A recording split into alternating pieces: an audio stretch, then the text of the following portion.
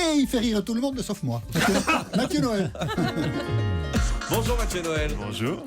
Mathieu, on le sait, vous avez quelle voix de chronique. Bonjour. Hein, Est-ce vous avez que vu je peux comment il vous l'a fait là, hein? Bonjour.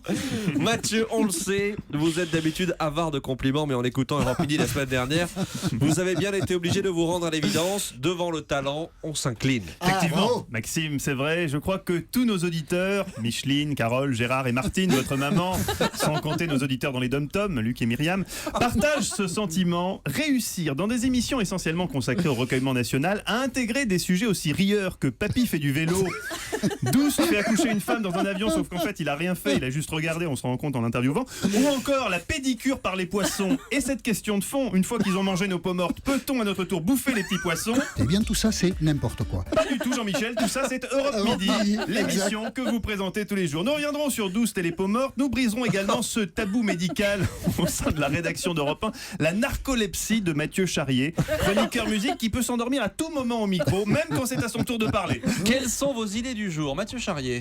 Bruel.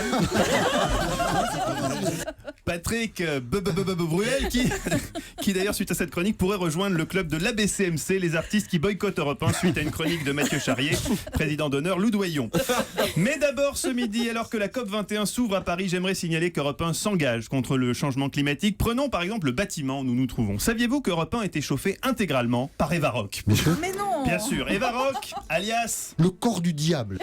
qui a été la maîtresse des plus grands, Giono, Victor Hugo, Saint-Augustin, même Saint-Augustin, et qui a logiquement été déclaré en 2015 d'utilité publique. grâce à son rendement thermique exceptionnel, loin devant le granulé de bois et le fioul, et surtout sans les désagréments olfactifs. Eva, un commentaire? Fais-moi l'amour. C'est QFD, ça marche très très très bien, le Eva Rock. La semaine dernière, je le disais, vous avez donc été bon, sobre, digne, exhaustif. La technique nous a en revanche encore joué des tours. Après les problèmes dits du téléphone cassé ou des nuages au-dessus de Tours, on notera cette innovation Europe 1, l'œuf au plat qui cuit pendant l'interview. Ah non, j'ai pas de suspicion particulière. Une fiche S avec un degré de dangerosité avéré. Merci Monsieur Bricou, je suis un peu obligé d'abréger la conversation parce qu'il y a sur la ligne beaucoup de grésillements et on comprend assez mal au fond ce que vous dites. Oui, la prochaine fois, Monsieur Bricou, optez plutôt pour un œuf à la coque, ce sera plus silencieux. Jean-Michel, de votre côté, attention à ne pas laisser votre estomac obscurcir votre jugement. Je sais qu'à 12h30, vous mourrez de faim et que vous rêvez d'un plateau de fromage, mais on fomente un mauvais coup, et non... Il fromente des mauvais coups. Hein, c'est vrai. Fomenter un mauvais coup, à part braquer un crémier, ça ne veut rien dire, hein, Jean-Michel. Au Pays Basque, on fromente des mauvais coups. Je vous le dis, Mathieu. En ces temps où les drames se succèdent, attention également aux transitions. Toujours bien regarder le conducteur pour vérifier qu'un sujet rigolo n'est pas suivi immédiatement par un attentat à Beyrouth. Garde bleue, merci beaucoup, Lord Et je trouve- d'Autriche. 13 morts, 20 blessés. Un petit silence qui dénote voilà, qu'on n'a pas bien lu le conducteur. Bien se renseigner aussi sur l'intitulé exact du poste qu'occupe un invité, même si on s'en fout complètement, la politesse l'exige. Bonjour Barbara Pompili. Bonjour. Vous êtes coprésidente du groupe Europe Écologie Les Verts à l'Assemblée nationale. Non, écologiste.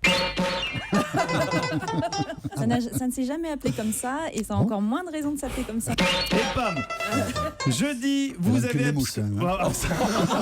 Voilà, c'est un peu ce que je suggérais, mais c'est bien de le dire frontalement. Jeudi, vous avez absolument tenu à faire l'interview du centenaire qui fait du vélo. Je vous avais dit, attention, ce monsieur est formidable, mais il faut le faire en studio, pas par téléphone, ça donnera rien. Qui avait raison? C'est Bibi.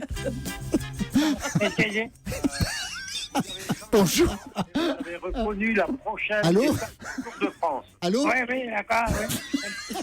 Oui. Eh ben, vous savez, Allô les courses du Tour de France, j'ai eu du mal. J'ai eu beaucoup de mal, mais ils vont avoir du mal aussi.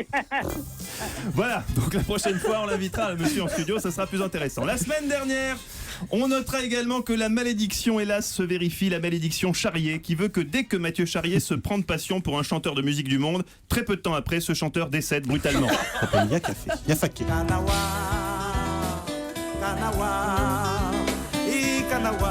Et malheureusement, il est décédé dans sa ville d'une crise de palu foudroyante. Le palu cette fois. La première fois qu'on a le palu. On croise les doigts pour Amadou et Mariam. Enfin, espérons qu'ils n'auront pas le prochain album à charrier. Enfin, après des audiences que nous qualifierons de bien mais pas top, il faut, je crois, saluer ces aménagements qui ont été apportés à la tranche d'Europe Midi ces dernières semaines et notamment l'ajout d'une nouvelle séquence humour, le passage d'antenne avec Franck Ferrand. Moment de plus en plus gratiné où Jean-Michel, n'ayant plus qu'une seule idée en tête, se ruait vers la sortie pour aller grailler. Écoute d'une oreille distraite Franck qui lui est complètement passionné par son truc.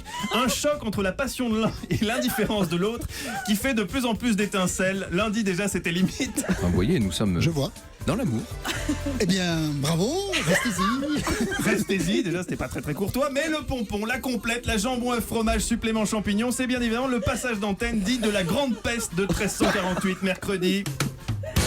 Une grande peste qui avait fait, on le rappelle, 25 millions de victimes, un bilan si effroyable qu'on ne sait quel adjectif utiliser pour le qualifier, sauf Jean-Michel qui trouve toujours le mot juste.